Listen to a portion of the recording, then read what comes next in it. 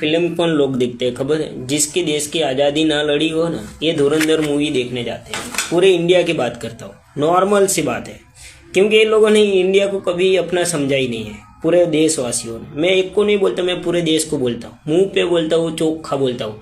कभी अपने देश को समझते हैं तो गरीब को मारते पिटते नहीं, लूट फाट नहीं करते, आतंकवाद नहीं फैलाते, हर जाति पे भेदभाव नहीं करते ये लोग। पर किसी ने मेरा वीडियो आज तक जितना मैंने बोला है ना, तो मैं सबके मुंह पे बोलता हूँ और मैं लिख के कह सकता हूँ कि इन लोगों ने कभी इंसान का दर्द समझा ही नहीं है। ये जितने उद्योगपति है, जितने गरीब है, सबके सब लोग खराब है।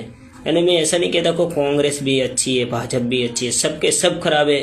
क्योंकि ये लोग, कांग्रेस ने दिया, इन लोगों ने एहसान नहीं माना, और जो दिया तो उसका गुणगान दूसरे का गाने लगे, यानी देश को भी बेचने लगे। यानी धुरंधर मूवी ऐसी मीलों में देखने लगे, क्योंककि देश ने देश की शहादत नहीं दी हो, वो इंसान क्या कर सकता है। जय हिंद, जय भारत।